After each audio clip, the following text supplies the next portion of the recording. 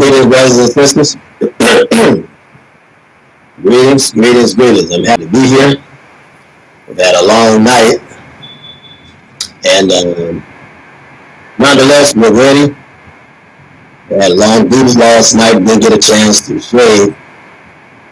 The third time, I shaved twice. Didn't get a chance to shave the third time. You see the shadow on my face. But nonetheless, we're ready to start. Ready to start our show. And I'm happy to be before you again. As I told you yesterday, they were working with the formatics of the show. And we got a chance to see how they were messing with it. Somebody showed me that. I have to be honest, there are many things that I'm learning that I didn't even know. But I had two screens up in front of me. One of them was a phone. And they're going to turn, thank goodness, TransX was able to show me the amount of reviews they were actually getting opposed to what they're putting on. And he even showed me the subscription, how people are subscribing, and how they what you see is more than what's being registered. So we know that the enemy is working. We already know it. And I'm glad, just myself, to have learned that, excuse me, many of you may have already known that. I didn't. I'm no expert, so to speak, on how all this stuff works. I don't even know how it works. If I didn't have people to show me, I wouldn't know. Still wouldn't know today how all these things work. But thank God for you and very interested brothers and sisters. You are open up your hearts and your minds and have opened up your talents to show me how these social media systems work. And I want to just take time to thank you for that, because there's no other way that I would have known. And that's good that you've taken out time to help me, because it's the only way that I would ever know what to do on these social media sites. Seeing that I really don't know them, don't know how to manipulate it, don't know it. I really just don't know. I'm dumbfounded when it comes to operating these things. It's not something that I know. But I'm learning every day, and every day is a good day to learn how these things work. Every day is a good day to learn. We have a great show tonight, and very serious and very personal show. Very personal. Because you and I, brothers and sisters, have to continue to understand, no matter where we are, right? No matter where we are, we have to continue to understand that we are on a plantation, we're in a corporation that supports oppression and supports oppressing black people. That's what you and I are in. And it's not going anywhere. Just because you close your eyes to it, I may close my eyes to it, doesn't mean it's going anywhere. It's not going anywhere. It's going to be here. And if we have any understanding, then what we'll, at this point, at this juncture, if we have any understanding, what we'll do is study, isn't that right? To be able to combat and present a better opportunity for us, right? As we're on this plantation. There's only one way. There's only one way. The one way that we will get an advantage under this corporation is to take it over. A regime change. What do I mean? I don't mean anything rash, but we have to get to the place where we are willing to decide our own destiny. We'll have to take it by force. And the scriptures tells us that the righteous shall take it by force. That's what the scriptures says. The scriptures tell us that the righteous should take it by force. So you and I have to be willing to take it by force. We have to be willing to do what God has set in place for us to do. We have to be willing to do that. Nobody is going to do it for us. Nobody is going to do it for us. We have to be willing to do it for ourselves. My desire, my prayer is that you and I will be willing to do that for ourselves. That we won't have to fight brothers and sisters that should otherwise be standing with us to make these things happen. So you must understand that the main challenge that we have is the main job that we have, and that's getting out this information for black nationalism. We have to get it out. We have to get it out so that the brothers and sisters will understand exactly what's going on. We have to understand that there's an enemy out there against you, against me, that's preaching something totally different, who is misleading and misguiding the people. We have to understand that. And that the white man is not playing in this game. When we get to the place where we're putting out this kind of knowledge, the white man is not playing. His desire, right, and he prays every night, and that's P-R-E-Y, is to destroy you if you're black. He's not concerned about destroying the brown man, because he can use the brown man against you. The brown man and him are in cahoots against you and I. He's not concerned about destroying the red man in so many instances. He's already done that. All of those that's going to fight have fought, and the rest of them betrayed their own race. So brothers and sisters, there's no way that they're on our side. They're on the white man's side, right? They're with the white man. The white man has worn them down to the fact that they're with the white man. They're the red men. They come from us, but the white man has wore them down, literally wore them down. So I tell you this evening that the only way for us to get justice is through black nationalism.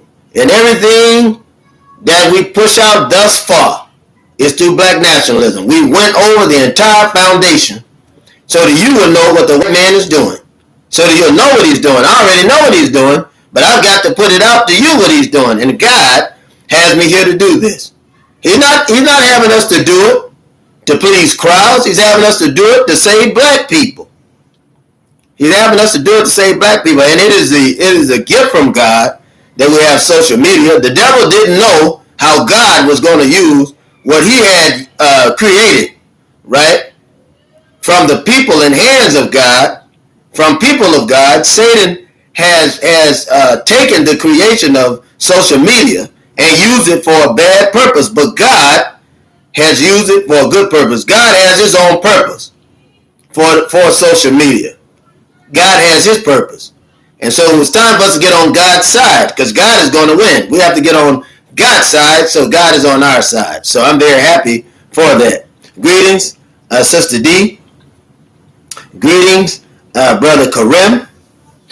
Our sister said, I made it on time, doing a little multitasking, but made it. We certainly appreciate you being here, sister. It's always a pleasure. And our brother Bruce said, greetings and salutations, brother man. Peace be unto you. Continue the great work, certainly, brother. And I thank you for your encouragement. It's always good to see the pillars of the show on. I know that we all have things that we have to do, but I certainly miss you all when you're not here. And I'm glad that you're here. And all others that are out there that are supporting the show, that names that I don't know, I'm thankful to you for fighting through and seeing the show. And we've been laying for the last 37 days, because we had 2 weeks of interruption. We've been laying the groundwork for black nationalism, and you stayed with us, and we're through this now, because when August the 4th comes, then we'll go to 3 days a week, and we'll continue that for a year, and then after that we'll be down to 2 days a week. But when the peace be unto you, 1804 talk, peace be unto you, brother sincere, peace be unto you. And what we're doing is we're laying the groundwork, and you see that we're laying a bunch of history, because it's very important. There's going to be people that are going to view these things later of what we're doing, and you'll see God is going to use this show, right, to be able to set a premise for black people, right? Because we already know our goal. Our goal is black nationalism. We've got to understand that black nationalism is against white nationalism. We got to understand that black liberation theology is against white Christian theology. We have to understand that black liberation, black theology is against white demonic Christian teaching. I say that because I say white demonic Christian teaching because there's a black Christian teaching that is holy. There's a black holy Christian teaching. Then there's a black nationalist liberated teaching, black liberation theology. Then you got white nationalism. Now you got black people preaching white nationalism, and you got black people preaching white constitutionalism, right? And so in white democracy, you got to understand that. Now they're doing the white man's work because they're pawns in the game, right? We're playing chess, right? We're playing chess. So I'm a knight, right? I'm a knight fighting, right? So are you. So are you. There are kings and queens out there, but I'm humble enough to say that I'm a knight that is fighting for black nationalism, fighting for the kingdom of black nationalism, the true king, right? The true holy kingdom. The true holy kingdom. And we got to, all of us can't be kings. All of us can't be queens. Isn't that right? We've got to be able to fight and stand in righteousness and do the work of God. That's what you and I have to do. Right? And I'm willing to be a knight, right, on the chessboard. I'm willing to be a knight in the war. Isn't that right? That's what soldiers are. That's what a soldier is. I'm willing to stand for the black kingdom. I'm willing to do that. I'm willing to do that. It's an honored position to have. And all of us play a part, brothers and sisters, whether we know it or not. All of us play a part in this fight for black nationalism. We have to play a part because our people are being destroyed. Our people are being forced on drugs. We have black people sinning against black people to put them on drugs, to put them on alcohol, and to have them just acting unseemly, to hurt one another, to beat one another. It's not God's will for us. That's not God's will for us, brothers and sisters. God's will is that we will do justice, love mercy, and walk humbly before our God. We do justice to our fellow man. That's God's will, right? And we talked about black nationalism, how where it comes from, right? Why we're speaking this. Right? Why we have to put out this ministry, right? Because anything else is bad for us. Anything else is bad for us. But we have a very interesting title tonight, and I won't be able to explain that to you. This title, because I know a lot of people are confused. They say, well, it says Sister Betty and Sister Coretta wasn't killed. And brothers and sisters, we've done the research on it, same way we did the research on the King assassination. When I was with Steve Coakley and Sister Betty X and our sister Coretta Scott King were indeed killed, and we're going to talk about it, and we're going to spend a large amount of time on the death of Sister Betty X because we've got a whole lot of stuff to go over, right? And there's a reason why she was killed, but when she united with Sister Coretta Scott King, it was just like the Kings and Minister Malcolm X coming together, right? Because it was the influence of a generation, you know. And remember this, brothers and sisters: no nation can rise higher than this woman. Can't do it because the seed grows in the woman and is produced, right, by the woman and man, but is carried to full term by the woman. Well, she will nurture this seed. The first teaching that the black man and black woman would ever receive comes from the mother. You have to understand that. So I thank God for our black women. I thank God for our black women all over the planet. I thank God because had it not been for them, right, being courageous enough to give birth to us, to carry us for that time, we wouldn't be saved. But because they were willing to be obedient to God, then we have salvation. And I'm so thankful for that. I'm so thankful for that. Thankful that we have salvation. So, brothers and sisters, I want you to understand that this is a very difficult lesson, but it's one that we have to get through because we need to know the capability of these devils. You see, I tell you that we're dealing with devils, and there are people right now that get me. You know, I put certain information out because I want you to be able to reach me. If you go to the support tab, and I give you my email as well, you'll see a number there. I don't hide. I don't hide. There's a number there where you can reach me, be able to talk. I don't hide. I don't have anything to hide. So you and I can talk about what's really going on. If you want to meet me on Zoom, we can do that too. We can do it too. Just understand, you know, that when we're meeting for a reason. You want to talk, we'll talk for a reason. If you want counseling or anything else, then we'll do that. But just understand, if you don't understand anything else, is that we're in a war here, brothers and sisters.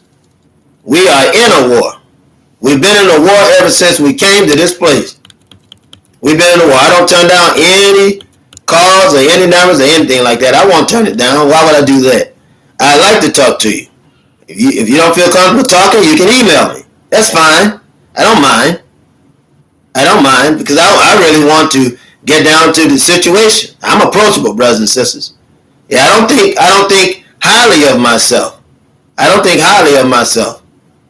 Right. So I'm certainly approachable. Certainly approachable. One thing I didn't say, and I wanted to talk about something I didn't talk about.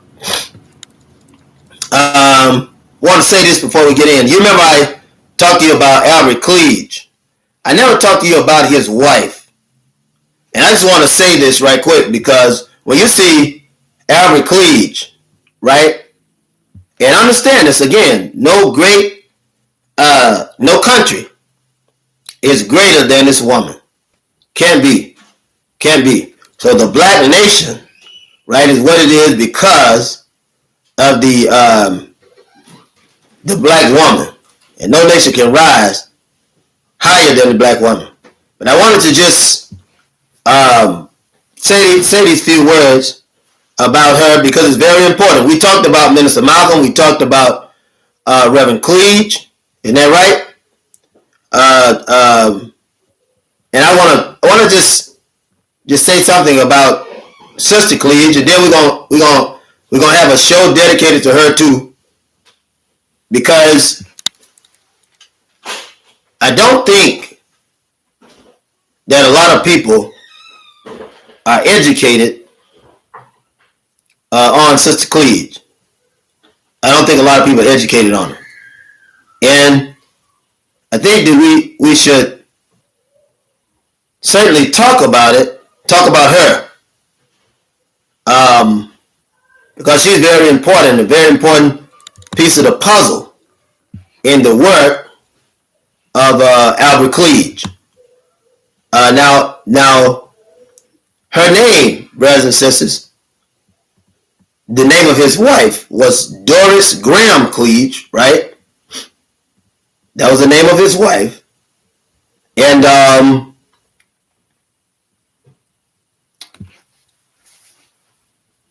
the 1950 census had shown a picture of them together.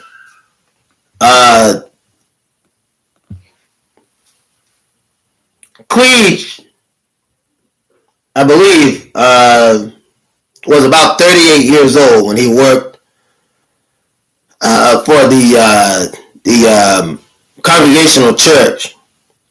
And it was not a Methodist church, as they said in the 1950 census. It was a Congregational church. This is very important. And it was black. It was black. Now, there were some whites that were inside, but for all intents and purposes of the 1950 census and population was black. But he himself was not. But he pastored the church because he himself, and he identified as a black pastor because when you look at Cleage, he was very, very on the very end. He was on the literal end of the spectrum, the color spectrum. This is important. He identified himself as black people. So did Doris Cleage. And again, her name was Doris G. Cleage. She was 27 years old. He was 36. They married. She was 27. She was a housewife and great supporter of his mission. She was born in Michigan. This is important to note and to remember. And she got her education from the same college that he had went through. And this is very important to note. So she was the closest thing to us understanding Cleage. And simply because when you look at Albert Cleage, you're looking at somebody who could have passed for somebody white, but had been close enough to see the actions of whites and to be able to deny it, right? And one thing I want to point out about his wife, Sister Cleage, I use the term Sister Cleage, is that she did an answer to a writing about democracy. She said it wasn't separate to the editor of the Union Times, and that's in Detroit. That's in Detroit. And I'm saying this for a reason, because what I want you to see is that these women during particular times were with one another, and they paid heavy price for their words. We're talking about the assassination of Sister Betty X and assassination of Miss Coretta Scott King, but we also want to understand that the outlook of the possible assassination of Doris Cleage. And we have to look at this. We have to look at this because it's very important. She writes in this Union Times, right, to the editor of the Union in Detroit. She said, democracy is not separate. She said, sir, in an answer to homeowner whose letter appeared June the 1st, there are three things I would point out first. This is her in her writings. Americans believe in democracy, which means equality for all people. Not separate equality, but plain and simple equality. Second, she said, no matter what you look, or the way you look at it, she said, Negroes are just like other people. If at times they seem different, it is because they're misguided. Like you force them to live under separate, subhuman conditions. And then she says, third, she said, from coast to coast, she says, in the country of the Negro people, right, and white people who live in it, who work and play and worship together in happiness and in peace, there are Americans who believe in democracy, Christianity, love, and are big enough to live by them. And this was from Doris Cleage, Springfield, Massachusetts. So I just wanted to read that small piece because it's very important. We don't, we never, and it's bad. It's so bad how sexist we are in this country. I mean, on every level. I hear brothers that's supposed to be righteous that never speak anything righteous for black sisters, especially those out there sacrificing every day. We hear of all of these people. We hear of Stokely Carmichael. We hear of H. Rap Brown. We hear of Fred Hampton. We hear of Martin Luther King, Malcolm X, overwhelmingly. We hear of Albert Cleage. We hear of Huey Newton. We have all of these people. All of these people, but we never hear about the women that are behind them. Never hear about the women that are behind them. And so what I want you to understand is that when we talk about liberation, our liberation is discussing the whole man, the black man and the black woman, right, who brings about the black child. And this is very, very important. and our understanding. We have to understand this, because if we don't understand this, we're not going anywhere. This is the reason why I want to say that the black women are potent parts of our liberation. Very, very potent parts of our liberation. We will never get above it. We won't get around it. And we won't go anywhere until we recognize the black woman in her glory. It'll never happen, brothers and sisters. Right? Because behind these great men and beside these great men is the sisters that's helping to put these things in place. I want you to understand this more than anything else in the world, that you'll never have freedom without the black woman won't have it. The black man, and the black man won't have it without the black woman. And we're going to do a write-up on Sister Doris Cleage. We're going to do a write-up. We're going to do a write-up on it, because I need you to understand that Albert Cleage's wife, his wife, had a life expectancy, and we find out that that's being tampered with. It'd be foolish for us to believe that the white man is not going to attack those that are with us when we're standing up for justice and freedom. And that's why I said we don't have the time to fight against one another. We don't have that time to fight against one another. We don't have the luxury of fighting against one another. And when you look up Doris Cleage, you find out a lot of peculiar things that happened to her in her life. She herself was still in Detroit. We find with her that she died at 59 years of age, was relatively young. We know that she had been residing in Idlewild, Lake County, Michigan. We know that she was born in February. There it is, the month of February again. February 1923. So these are things that we know. We know her death happened in April, just the same as Martin Luther King's death happened in April. And these are common things, very common things to the naked eye. But when we put it together, we begin to learn, right? We begin to learn just how less common it is, because not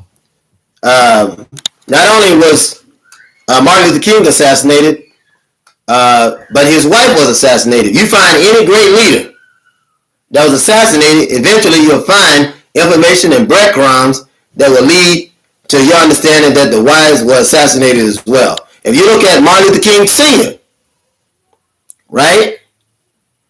If you look at him, 1977, they intended to kill Martin Luther King Sr.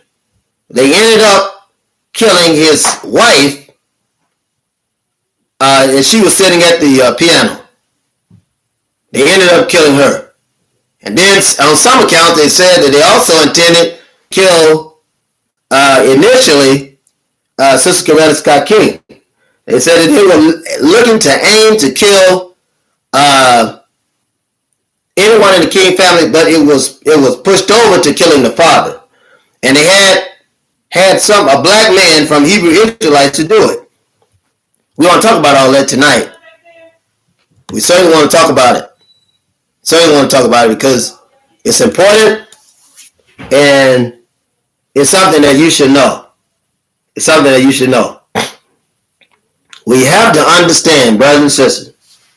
We don't understand anything else, that we're in a revolution. This is a revolution that we're in. This is no game. This is a revolution that we're in. And you and I have got to be wise enough, we've got to be smart enough to do the will of God, right?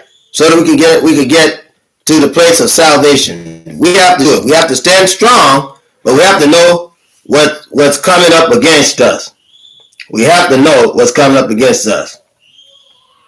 So I want this to be plain. Now, in the light that we are pointing out these assassinations,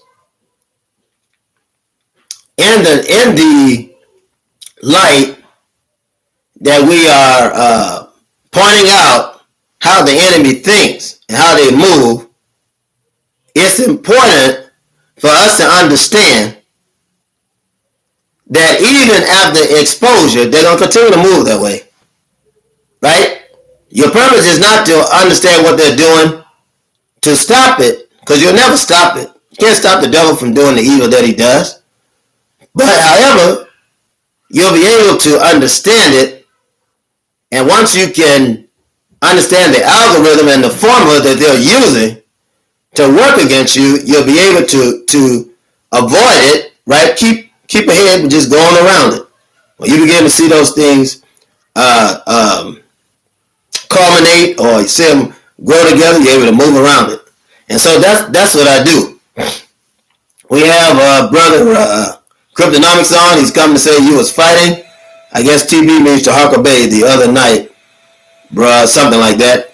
I don't know. I don't understand. I've been talking about black nationalism, so I'm definitely going to continue to do black nationalism. I'm going to continue to stand up for black nationalism. We won't be moved off our course. Now, let's go to our text, our knowledge, to understand what's going on, what's happening with us today. Because when all the fighting and the bickering is over, you and I are going to have the common ground. We're going to have a common ground to work together with one another. We're going to have to.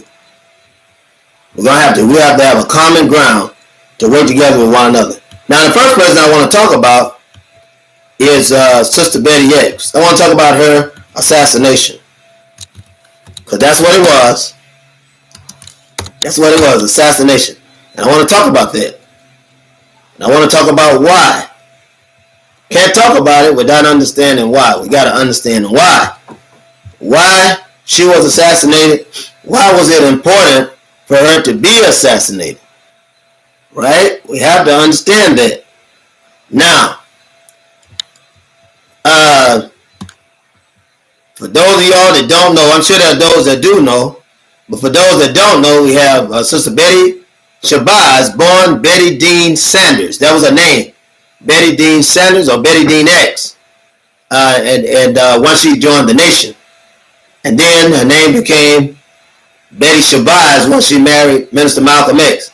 She and I were born on the same day, May the 28th, right? We were born on the same day. She was born in 34, and I was born in 1973. So that's something that we share in common. And it's something that she was quick to point out on the occasions that I met her. And of course, I was very young. She was assassinated June the 23rd, 1997. And Brother Copeland and I talked about it, that this way that she died, this fingerprint of death, the crumbs of death, happened through fire. Now, fire was the fingerprint of the white man that led to her death. I don't know any black person, young or old, to date, that's going to choose fire as a form of persecution for another black person. I just don't know it. Even if it was a child, it may play with matches, right? They'll do that. But to make a successful fire, because it still didn't tell you how it happened. You got to understand that. And you got the words of young Malcolm when he was younger. Then you got the words of young Malcolm when he's Malcolm Shabazz, which is the grandson I'm talking about, when he's older. And we don't get a clear understanding. And one time he says, well, I was young, I did that, so and so, so forth. But when he was young, he was saying that they were trying to put it in his mouth. And And you could be confused and being in questioning with the white man. The white man can confuse children. That's why they tell you there's a rule now that every child has to be present with their parents, that they absolutely have to be present with their parent when in front of a medical official or school official or whatever, what have you, right? And so I want you to sort of get in the mind of looking beyond what you see and trusting your gut feeling. That's what you and I need to work on today. And I pray that while we're going over this, that there's some understanding. Don't worry about the detractors that's coming on the show. You don't have to worry about them. We just want to talk about facts tonight that's going to help our people. We don't have time on this show to be dealing with the foolishness that'll keep us divided and keep us bickering back and forth and will stop us from the production of black nationalism. Because while we're discussing black nationalism, we know what our plan is. We already said it. We already given our plan is to populate 3 states. We said Detroit, we said Arkansas, we said Georgia, Detroit, Arkansas, and Georgia. And once we get to these states and blackulate them or populate them, right, that we'll begin to set up black businesses and all of that. So our course for black nationalism is clear. There's no misunderstanding for our goal and what we're doing. And I guarantee you there's not anybody else out there talking about populating black states to take our nationalism to the next level, because the white man has a lot of detractors talking about a bunch of foolish stuff. And there's no way that I'll waste your time nor mine talking about a bunch of foolish stuff that at the end of the day is not going to help us. I just wouldn't waste your time doing that. Your time is too precious to me, and my time is too precious for me and for you and to you, that I wouldn't disrespect you that way. So our sister Betty X. Shabazz, let's discuss her for a minute. Now, she was an American educator, civil rights leader, an advocate, and human rights advocate. Don't forget that. She was married to Minister Malcolm X. She grew up in Detroit, Michigan, where her foster parents largely sheltered her from racism. Now, these foster parents were white. There are some people saying that they were black. They were not. But they wouldn't even discuss racism with her, and we do know that they were very privileged for the time. Now, brothers and sisters, we know that there's no real way that black people can be protected from racism, even if they come up through white families, through foster care or whatever, because I want you to understand that these things are connected to the system. But you see with foster care, that her and Minister Malcolm have a lot in common. They both identified with the same system. Not only with that, but they were both born in the same month. He was born May the 19th, 1925, I believe it was, or 1927. She's born May the 28th, 1934. So both of them came up in the foster system after Minister Malcolm's father was run over by a streetcar. And so after that, Mr. Malcolm and his brothers and sisters are pushed off into the foster care. Prior to that, though, the house was burned by the Ku Klux Klan.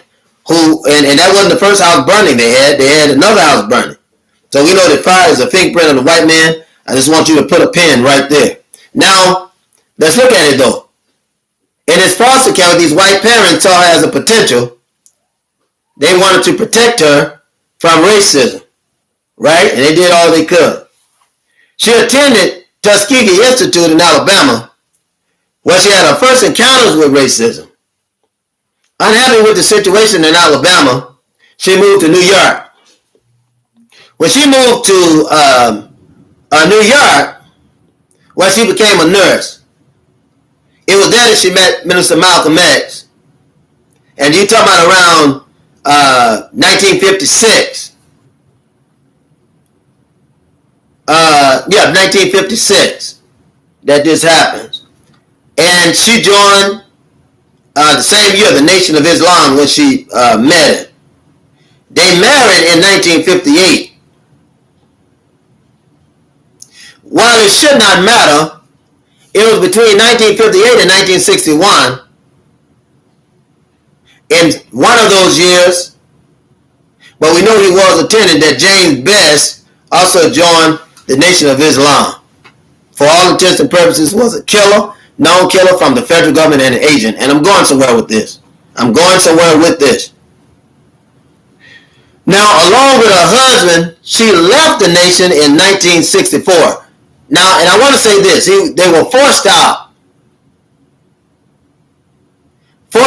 of the nation.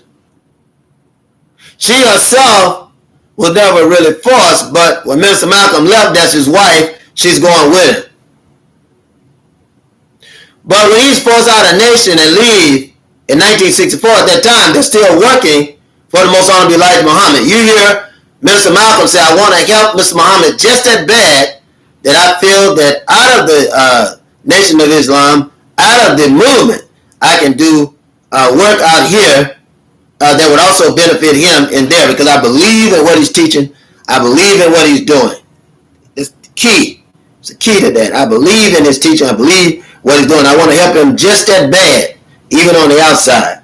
She witnessed the assassination of her husband the following year in the Audubon Ballroom. Right? She had 6 girls to raise as a widower.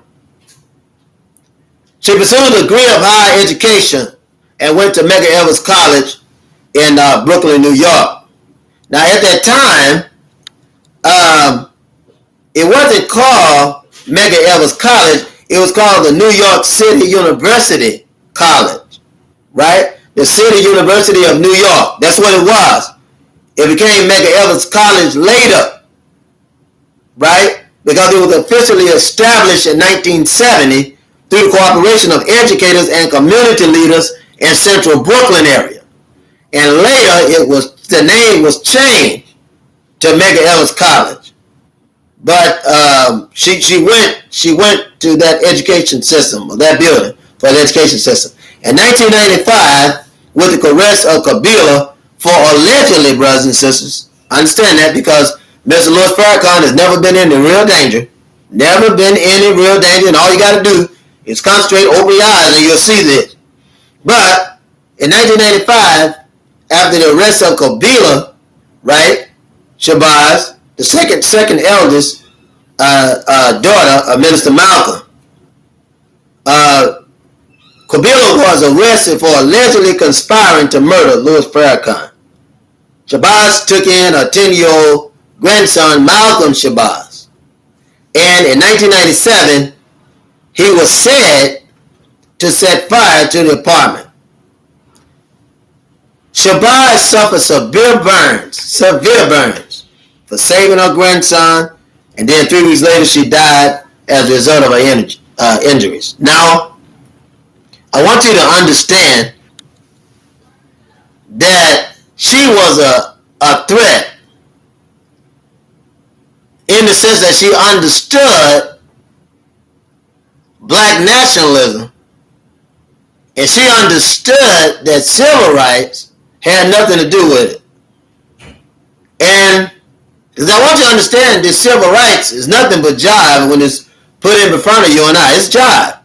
And you'll never get it.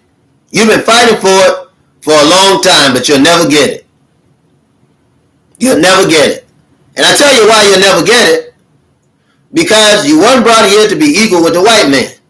Now, Sister Betty understood this when she supported Minister Malcolm.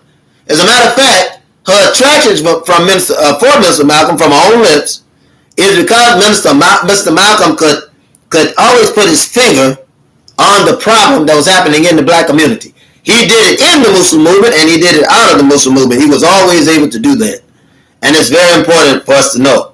We spend too much time around here bickering about problems and attacking one another and going in and any show and directly attack it. Now, If you have a point to it, that's one thing. But when your attacks don't have a point, then you have to question as to why you're there or why you're doing what you're doing. A lot of black brothers and sisters on the wrong side of progress don't understand why they're on that side, but they're on the wrong side.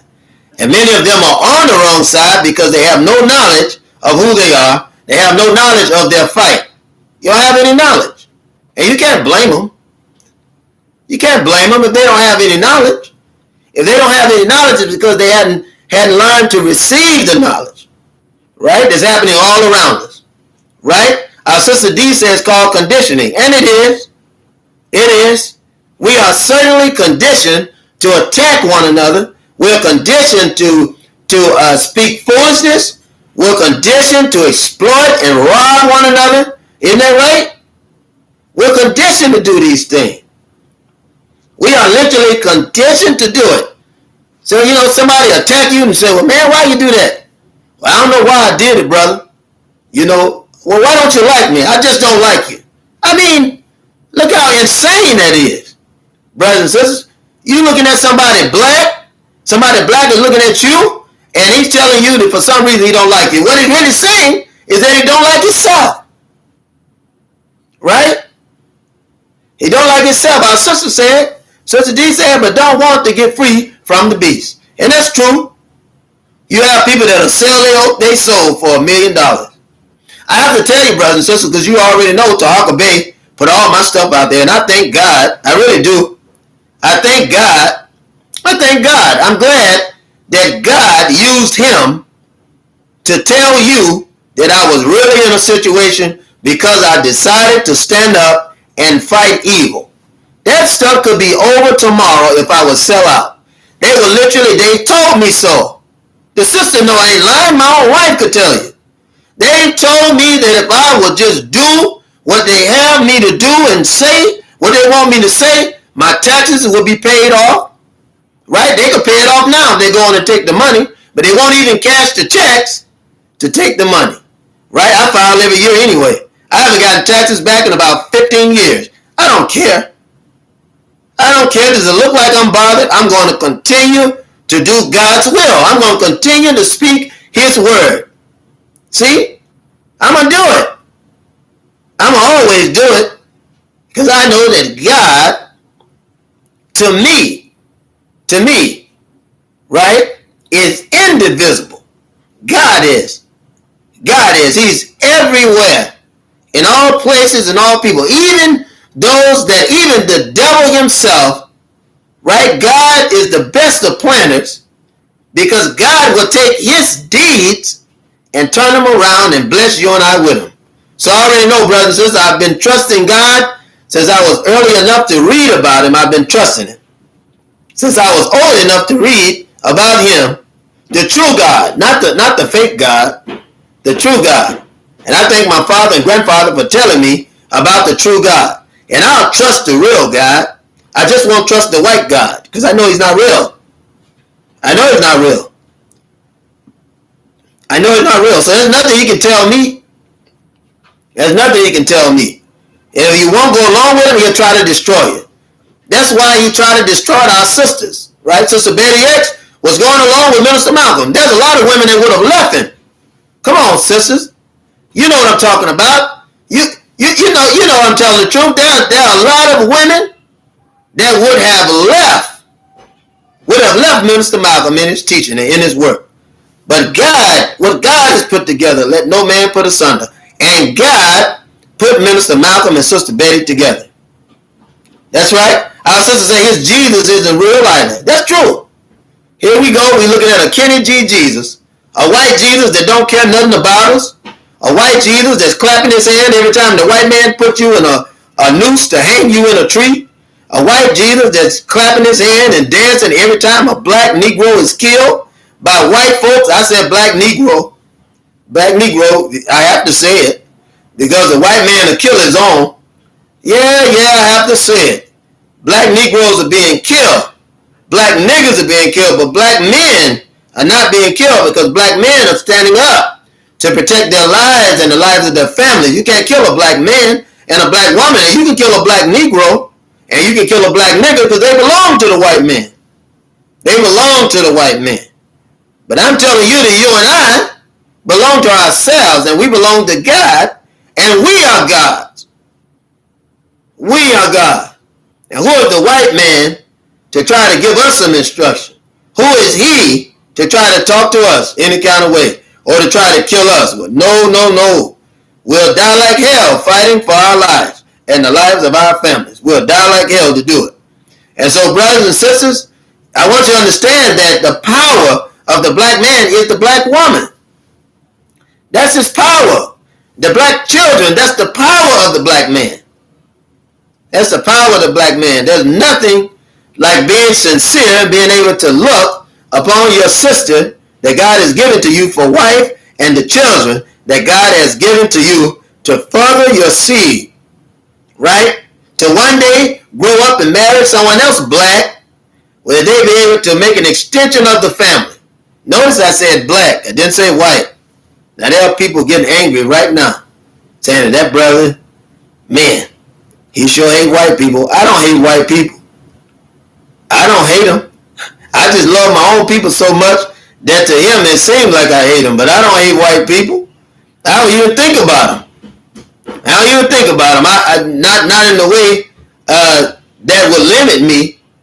But I know that they are the blocks that we have in our path, right? I know that they are the alleys that we have, the dead end alleys that we have in our life, and we've got to get beyond kissing this white man's behind. We got to get beyond that. We got to get beyond licking the white man's boot. We got to get beyond that. We got to get out of his bedroom, get out of his living room, get out of his kitchen, get out of her bedroom, her living room, her kitchen, and start being with your own. Find a black woman, a black man that you can marry all on your own and produce children with them and continue to produce so that God will wipe out the white devil from this planet. That's what God wants you to do. That's what he wants you to do. And you can overpopulate, you can outpopulate and overpopulate as security for the investment that God has for you and I. And that investment is coming. Behold, all old things are passed away, and lo, I make all things new. Behold, I see a new heaven and a new earth. What is that? This heaven. The heaven of your mind, brothers and sisters, where the white man is not in it, where his laws, right, his teachings can't pervert yours, where he can't even put fear in you because you love and know God too much to believe in fear. And you love God so much that you know that he didn't give you the spirit of fear, but of love, right, of power, and of a sound mind. That you got your and my duty is to save our righteous mind every day. That's our duty. And to save the minds of our wives and our children. To save, and the wife is to say to keep the mind of the husband. To save the mind of the husband, save the mind of the children. And we're all working together to make sure that we stay righteous. Right? That we stay righteous. When they couldn't kill, when they had successfully killed Minister Malcolm, which the devil had been after him earlier on, because you know, they killed his father, who teach black nationalism, was a Garveyite.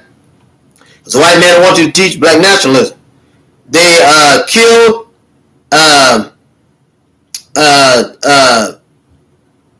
they killed his father, they killed Minister Malcolm. Now, I want you to understand that in each of these, the scare tactics that was used was fire. Right? Minister Malcolm's house was burned as a boy. They burned his house twice. That was fire. They killed his dad. Isn't that right? And then Minister Malcolm, when he moved into the area of ministry like his father, right? They firebombed his house. Isn't that right? That's the white man's marker again. They firebombed his house. And eventually they killed Minister Malcolm. That's the white man's mark. And they used us to do it. It's the white man's mark, right? Black brothers killed the brother from the Nation of Islam. That's the truth. It's already been admitted. So it's the truth. But I want you to understand that there was also fire used in the assassination of Sister Betty. And they took an opportunity to blame a 10 or 12-year-old child for the act, who at the time was so confused. You go back and review the tapes because I've done it. So confused that he was caught up, he didn't even know. You see him later though, right? You see him later, and somehow he was making the distinction for black people, but he hadn't totally let go of them devils. But he was learning to focus on black people, focus on minorities, and eventually, brothers and sisters, he was killed. But for the purpose of our election today, Sister Betty X was burned, which is the fingerprint of the white man. See, all of these fires are not coincidental. It's what the white man does. Even his racist organization do it. They'll burn a cross in a black yard. It's supposed to be part of his symbolism. Peace, sister. Peace. Glad for you to stop by. The sister said she has to get back to work. I wish you and your wife and children a blessed night. Keep pushing truth to power. Certainly, sister. Certainly, sister. Truth to power family. She gives us a greeting. Sister, peace be unto you. Certainly. Thank you, sister, for all that you'll do. I'm thankful to you and always glad to see you. And so, brothers and sisters, we've got to get wise to the tactics of the white man. And we got to see. You see during the demonstrations, if you look at the demonstration, you'll see that the white man will burn buildings and all of that stuff. When you're in the middle of demonstration, you'll see him burning buildings. Isn't that right? Right? That's his fingerprint. Not our fingerprint, it's his. He'll infiltrate your movement, right, to kill the movement. He'll inject himself inside of your movement to kill the movement. Isn't that right? So we have to understand that. Sister Betty was assassinated. Now, I want to talk very quickly about Sister Coretta Scott King. And I did this to say that I wanted to set the foundation. We said it earlier. That just like I believe that Sister Cleage was assassinated in the 80s, I believe it was 1982, at 59 years of age. Also, if you look, just pay attention and look, you'll see that all of these women from powerful leaders, right, are suffering the same fate. They don't live a long life throughout. The only ones that can live a long life are the ones that have been put there by the white man. But when you look at how long did John Lewis live? He lived a long time. When you pay attention, you'll see that he lived a long time. There was no threat because he was fighting for what America was fighting for. But those that were standing for black nationalism, so Dr. King and his wife did a major course change in 1965. They were fighting for black nationalism consciously then. There had been a meeting with Minister Malcolm. There was a meeting with the Most Honorable Elijah Muhammad. They were fighting for nationalism. And you see them fighting for black nationalism from 65 all the way to his death in 68. Sister Coretta was supposed to be playing in the church Ebenezer in Atlanta. Now they were there hopefully to kill one of the kings, but they sent one of our brothers from the Hebrew Israelites to do it. And so Sister Alberta King is killed, right? But they intended to kill, from our knowledge of what we were told, they intended to kill Sister Coretta Scott King. Or even at one point to be able to get Daddy King. And I just tell you this because you should know that they are killing us and killing our leaders. Now what they did physically, they're doing now through the virtual network. They're trying to kill your reputation. Is an attack. Attack on the character. Attack on who you are as people.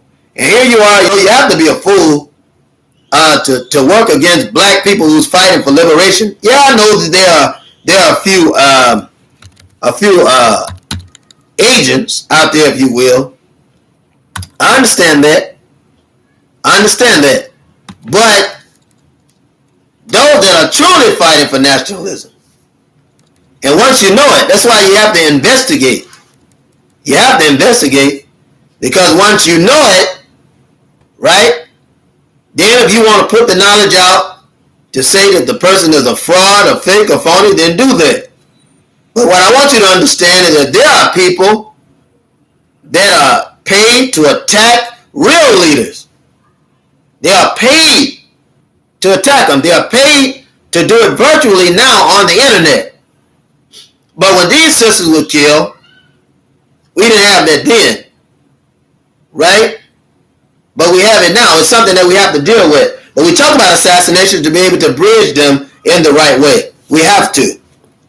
Alberta William King, brothers and sisters, who died June the 30th, 1974, right? She died June 30th, 1974. Now, I want you to understand, and I'm going to say this, because I know you already know, but I'm going to say it. Sister Betty X died June the 23rd, 1997, and Sister Alberta King, William King, the mother of Minister Malcolm, mother of Dr. Martin Luther King Jr., the wife of Martin Luther King Sr., the mother-in-law of Sister Coretta Scott King, she died also in the month of June, 1974. This is no coincidence. I tell you that all the time. It's no coincidence, but I just want you to know that it happened. And the intention, brothers and sisters, was to get the King family. They used one of us to do it. This is how the white man hides his hand, because they used one of us to do it. The only time they can be successful is to use one of us. That's it. They can't be successful unless they use one of us. If they use one of us to do it, then we don't question it so much. It's sort of like an in-house job, right? It's sort of like an in-house job. And you have to understand that. You have to understand it. And the fingerprint is always there. Fingerprint is always there. Sister Coretta Scott King, I want you to look at this. Now, I want you to understand, because you have to understand this, before it can go anywhere, you got to understand this. That the government do these series of date hunches. They do a series of date hunches. Now, Sister Coretta King, this is amazing. I mean, it's so amazing. But we don't think about it because the government has a dark humor when they do these assassinations. And they hide it. There's always the truth there. Truth is always there. Now, Martin Luther King was born January the 15th, 1929. But just keep your focus on the month of January because that will be the month that Sister Coretta King would end up passing. End up being assassinated. She was assassinated January the 30th. Right? 2006. She was assassinated then. King was born on the 15th. He was assassinated in April. Right? We know that when they kill leaders associated with the civil rights or human rights struggle, you'll see these dates come up. Either they are ironically born on the same dates, or one will die on the same month that the other one is born, and they just keep going back and forth with this type of algorithm to associate these deaths. You'll see that the deaths will tie in, or the birth will tie in with the death and things of that nature. Right? You always see it's going to always be a breadcrumb that leads you there. Sister Coretta Scott King, right, was killed, and I say killed, I have to say killed because that's what it was. She was killed January the 30th. January the 30th she was killed. King is born in January. January the 15th. So 15 days later, right, from January, 15 days later, from January the 15th, Miss Coretta Scott King was assassinated in Mexico. Who else was killed in Mexico, brothers and sisters? Who else was killed in Mexico? Young Malcolm Shabazz. I just want you to see, because it's a thing that we don't think about. And you say, well, what's the significance of that? Here's the significance: that the brown man is not your friend. That's significant. And you have to see that they're working right along with the government in bringing you down. They're working right along with the government and bringing you down. And you have to understand that. You have to understand that. She was getting operation, and you have to look at this. In Mexico, they found out that it was unlicensed, right? How do you get and uncouth? How do you get a civil rights leader wife, somebody as great as Sister Coretta Scott King, in Mexico to have an operation with unqualified medical dignitaries? Unqualified. And you have to do the research on it. You have to really do the research. That it was, what was it, August 2005 that she suffered the stroke. I just want to paint a picture with you, because I want you to know. And this stroke had paralyzed the right side and left her unable to speak. Paralyzed the right side of her body and left her unable to speak. 5 months later, she died of respiratory failure due to complications from an ovarian cancer that they went in to move, and they tried to rewrite it. Tried to rewrite where? But she went to have the surgery in Mexico. That's when she went to have the surgery. But she had respiratory failure due to the complications of the surgery. They're trying to move this ovarian cancer.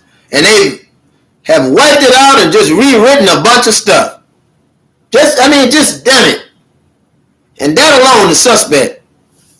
Her funeral was attended by some 10,000 people, including her 5 living U.S. president. And she was temporarily buried on the grounds of the King Center until being interred with her husband. But it's the power that she had in civil rights and the civil rights movement, the influence that she had in the state of Georgia and in the South, and the influence that she had globally is the reason she was killed. The very same reason the first lady of black nationalism, Sister Betty Hicks, was killed. Assassinated because they ignited a young group, ignited a young people. They ignited us to do the best that we could for the black community and to have a conscience. And that's the one thing that the white man don't want you and I to have. He don't want us to have a conscience. So brothers and sisters, we have to understand that when we fight, our reason for fighting has to be backed up by our philosophy of nationalism. Whether that come from civil rights, whether it come from human rights, or some other place. Now, brothers and sisters, I believe our sister is going to be with us today. I believe it. I hope she's going to be with us. I think she's trying to get in. The door is opening, brothers and sisters. I think she's trying to get in.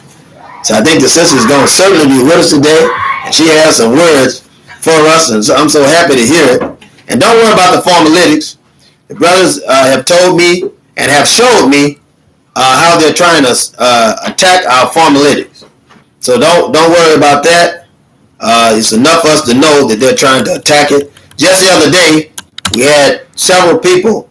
I saw it. The brother showed me some 40 people that was on the viewing screen that I could see, and that means we had some 60 people that had literally subscribed. He showed me on his own thing, his own phone face.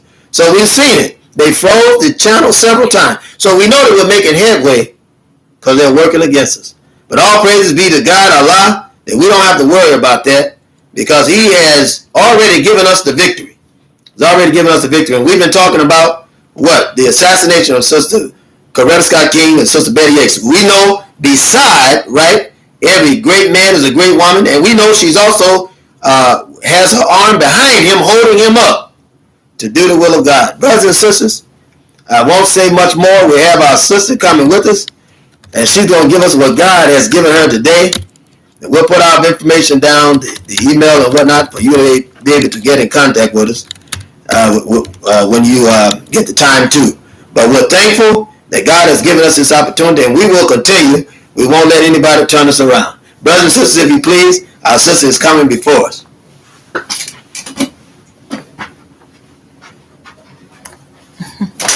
Peace, greetings of peace. Oh, excuse me.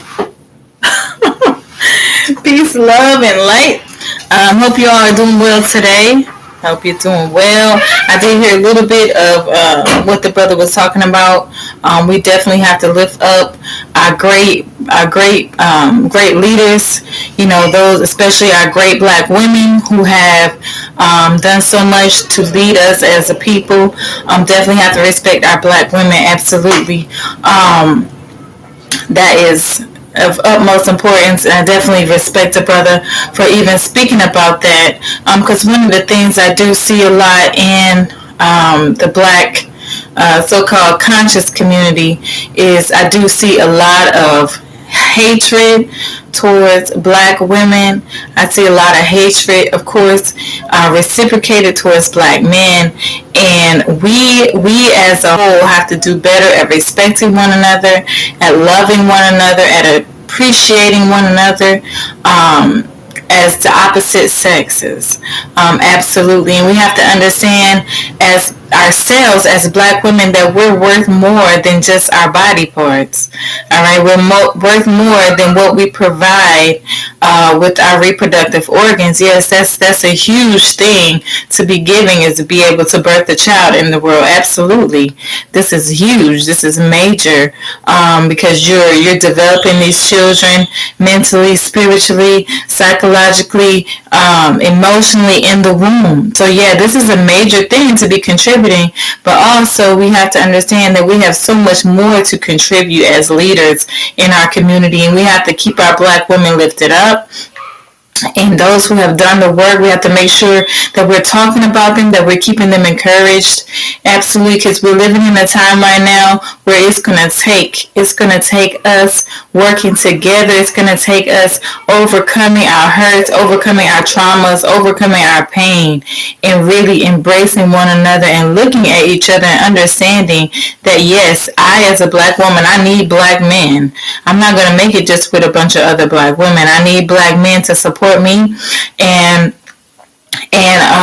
black men, you know, you need black women. Of course you do. That's obvious. Should be obvious. But definitely our women, we need to understand we do need our men. Absolutely.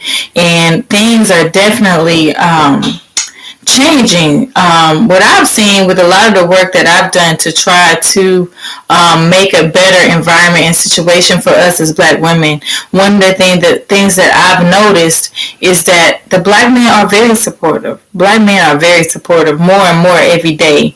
They're willing to contribute.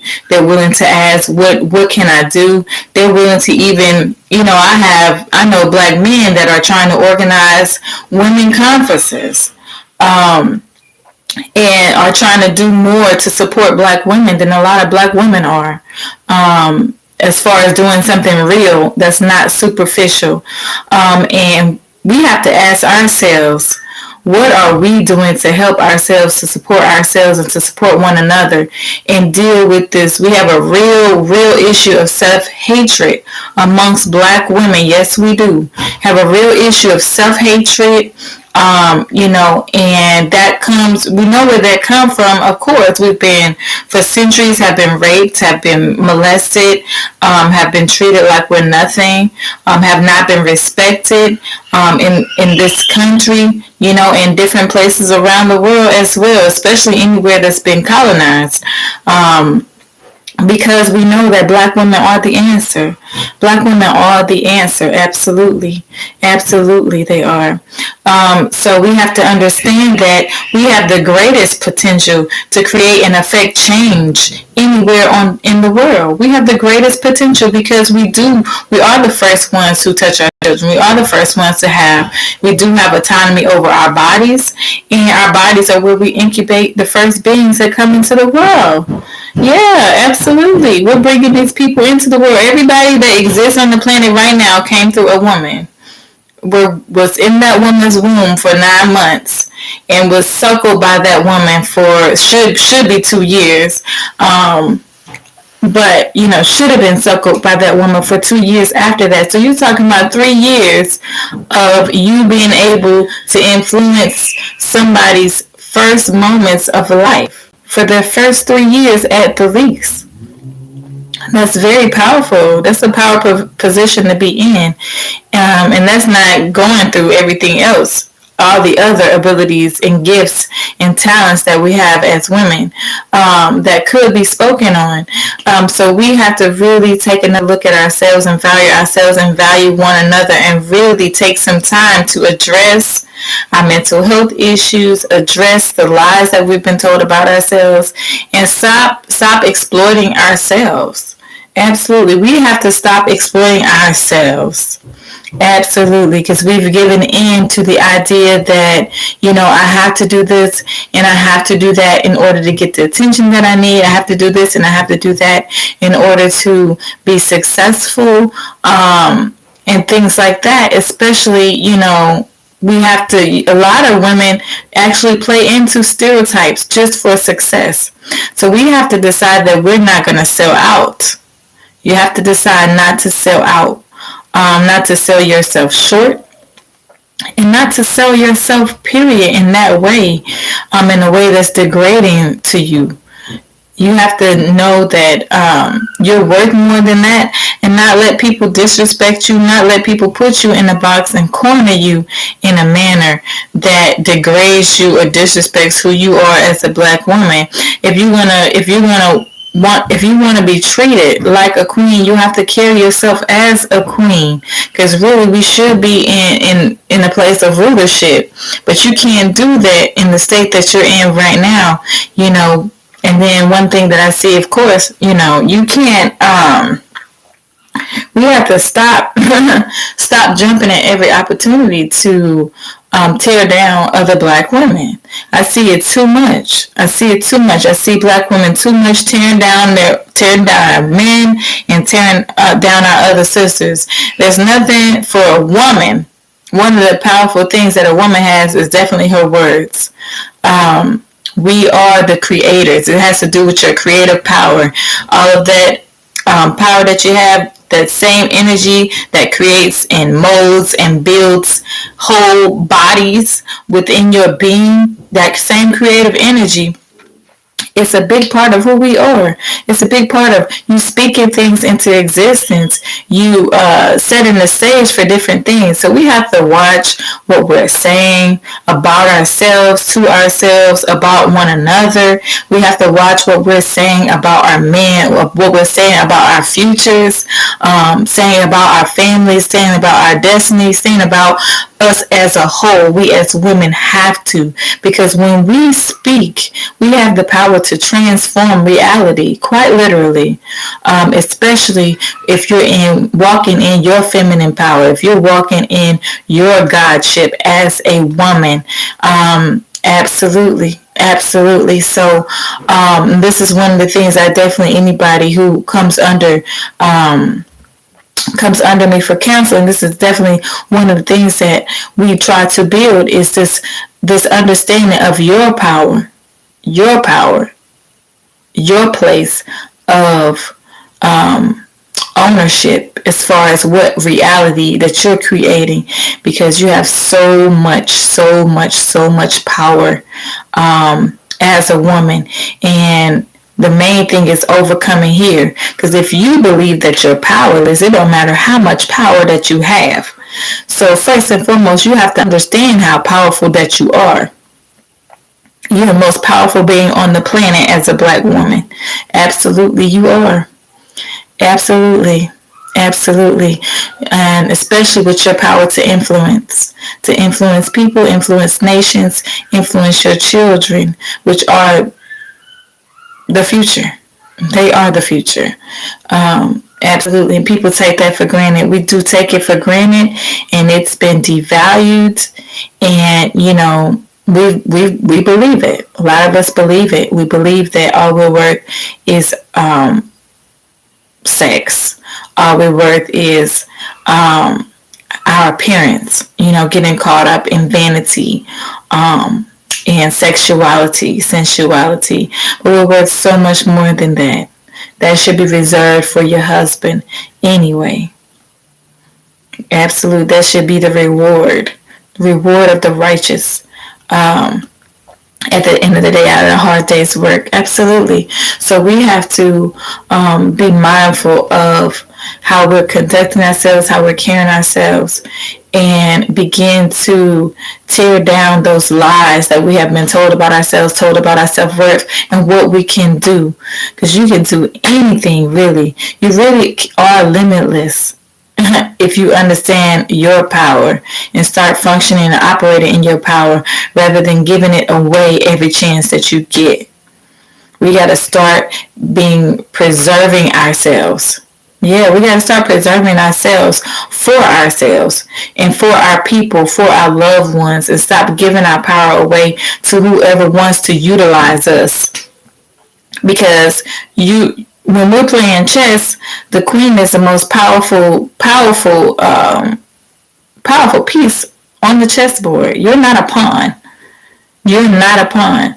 Now, if you don't understand your power, you're going to function as a pawn. But you're not a pawn, Black woman. You are not a pawn. You have the greatest potential for changing the circumstances that we are in as a whole, as a nation, and especially changing the circumstances that we're in as women.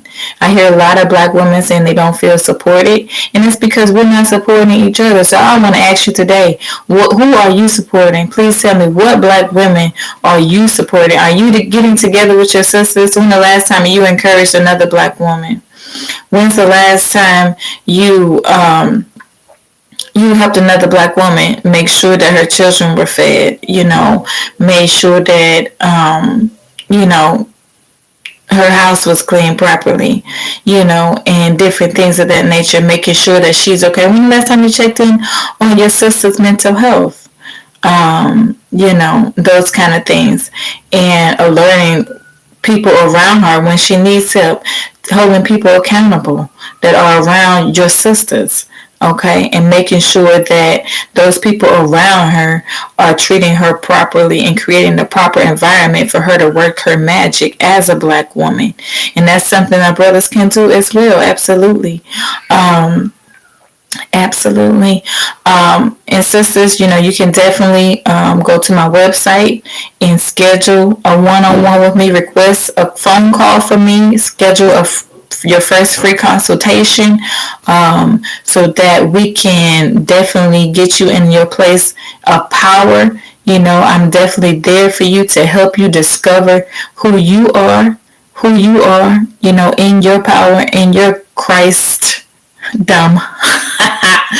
In your Christdom, absolutely, so that you can function. Yes, so you can function as a powerhouse in our community. All right. Definitely, I'm doing my free birth class right now. We're having class on Wednesday nights. You can still enroll.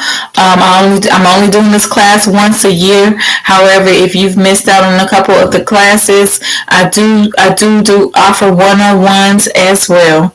So if you still want to take the class, you still can enroll, even though you won't be in the main class with everyone else. You can still do that.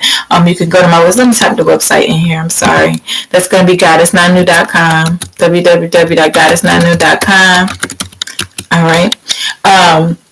And all that information is there for the free birth class as well.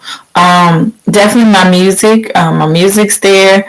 If you haven't, make sure you go to my YouTube page and subscribe. Okay. I am trying to build up my YouTube so I could go ahead and create an artist page and have all my music there, so people can't be claiming my work as theirs on YouTube. Absolutely. And I appreciate you all support. If you're somebody who's on BandLab, please find me on BandLab. It's God Is Not New. That's who I am everywhere. God Is Not New. So just find me on BandLab. I appreciate your support there as well. Let's make some music if you're a musician. Absolutely. I am, I do perform, I'm a vocalist, I'm a songwriter. That's what I love to do. I'm passionate about that. And it's a great way for us to affect change, also global change, international change through the sound waves, through the airwaves, affecting the consciousness of our people. Also, we have a homeschool co-op. So it's open enrollment. You can definitely enroll. We're in summer session right now, but if you want to enroll for the fall semester, you can do that as well. That's a different website though. That's going to be the birthguru.org. All right, I'm typing that in the chat. So if you're watching the recording, just click live chat so you can see those links that I dropped. And you can go to those websites. You can find the free birth information on that website as well. But we definitely need to stand up and make sure we're protecting our Black women, protecting their lives, and supporting each other as Black women. And so I can't stress that enough, how important that is. I cannot stress it enough. What you're going through, I guarantee you, probably any other sister that you see is probably going through a lot of those same things, maybe in a different way, in a different place, in a different faction. But you are not alone. None of us are alone out here. And I know there's a lot of Black women out there feeling alone, but you are not alone. And you do have a support system. And if I don't have a local chapter in your community, I will definitely do whatever I can to help you build that, to coach you step by step, to help you build that where you are. Absolutely. And yes, I know that it's difficult. I know the challenges. Women gossip, women backbite, we're awful. Black women can really be awful. We can be the worst of the worst when we're not on the right path. Absolutely. So that's how much more important it is for us to be on the right path, because we have the greatest potential for destruction or improvement of our communities. So you have to decide, each one of you listening to the sound of my voice, you have to decide, where are you going to be? Every time you open your mouth, every time you do anything, I want you to ask yourself, am I being a conduit for destruction, or am I being a conduit for improvement for my people, for my family? Am I creating a better future for my children? All right. And that's all I have for y'all today. Thank y'all for listening. We appreciate your support. And Brother Minister, Dr. Millere. All right. All right. We definitely appreciate your support and your donations, your gifts for watching. Make sure you like the video. Make sure you share the video, because it takes all of us. Okay, we want to reach those people who don't understand. We don't want to just keep preaching to the choir. We don't want to keep getting together talking about what we need to do and what we need to change and what's wrong with the Black community.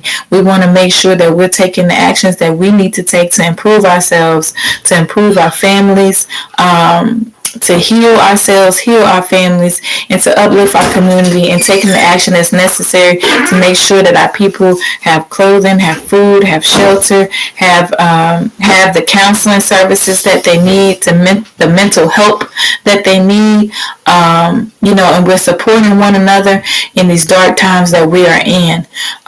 Absolutely, in whatever way that we can. Everybody has different gifts, so I want to challenge all of you to use the gift that you have to uplift the people that are around you. Absolutely. Yeah, and Dr. Millere is coming back. So, greet you in love and peace, and sending out light to all of you. I pray that all of you, your minds be illuminated. You continue to evolve and awaken in consciousness. Peace, love, and light. Black power. Thank you, brothers and sisters. And so we're not going to hold you any longer. We're going to let you go. And we're thankful for all that you do and all that you have done. We certainly thank the sister for coming with us to say something to us. And we're always looking for what God has given her. Brothers and sisters, we won't get anywhere with holding the sisters down. Now I'm saying this especially to the brothers. Stop holding the sisters down. Black sisters, stop fighting one another. God has given you all a message and has given you all a holy and righteous duty to speak what he's giving you from within, to mother and empower it, and to sister and to aunt and to grandparent, right? Isn't that right? To grandmother, to community. And God has called you to that duty. Only God can call you to that duty. The devil hasn't did it. He wouldn't call you to that duty, but God will. The devil is trying to destroy the home, but God is calling you to duty to build the home. And that's what I want you to know. And so you have that spirit from God. God himself, God alone, has given you that spirit. And no one can take it away because God has given it. And so we're so thankful and grateful for you coming. The last thing I want to say is that you do the best you can wherever you are. You do it.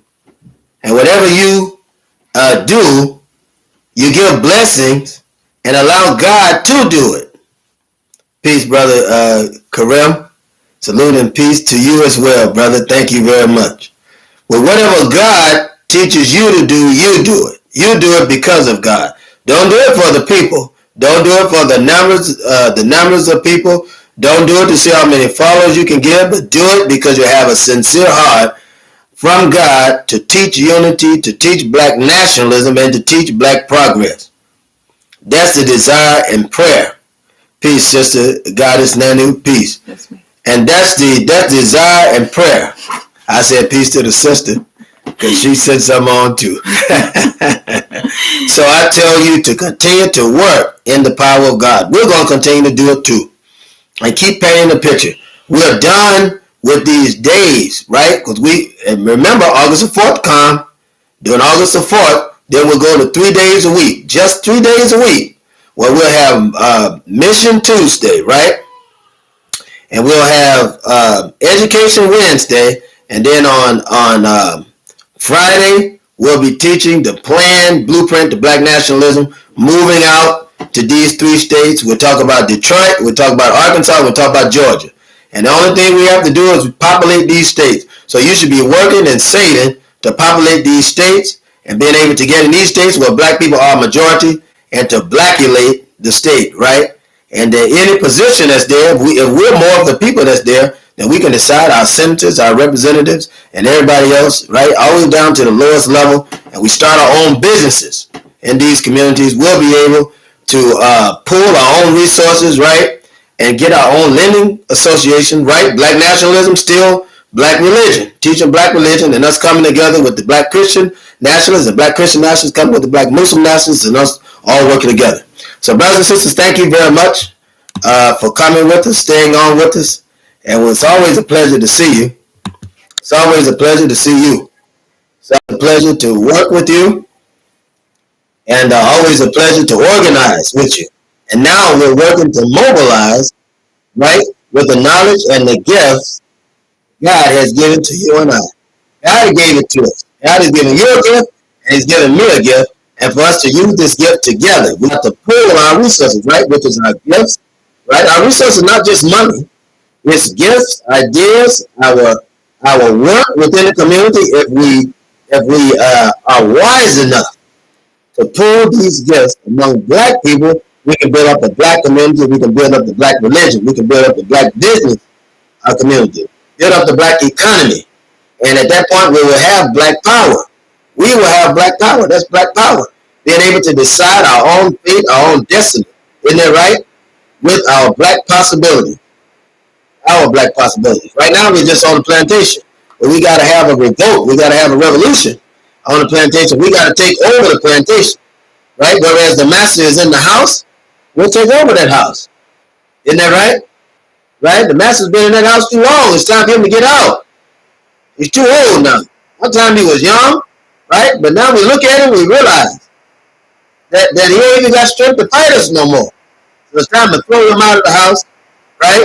To end it for him, right? We'll put an end to his misery. Isn't that right? I know you get my drift. Put an end to his misery, and then put a beginning to our happiness, our joy, our salvation, and our exaltation, right? That God wants us to be free and liberated. And we will be in the great beyond. This is the great beyond. This is the new heaven, right? This is the new earth, the new heaven, the new earth, the new earth, right? Our thinking, the way we're able to influence the environment, right? The way we're able to influence. We'll be moving in the power of God. Brothers and sisters, I love you. Tell someone else you love them. As I said in the beginning, peace be unto you. Peace. Assalamu alaikum. You beside someone else, hug them, tell them you love them. If you can restore that relationship, restore it. You can restore it. Hug that brother, that sister, that father, that mother, that child. And if you can restore it, restore it. If you can't, then we pray God with you that the day of restoration will come. Brothers and sisters, because our Savior has already come. If you look for God, look in the mirror. And you just might see him. Peace to you. Assalamu alaikum.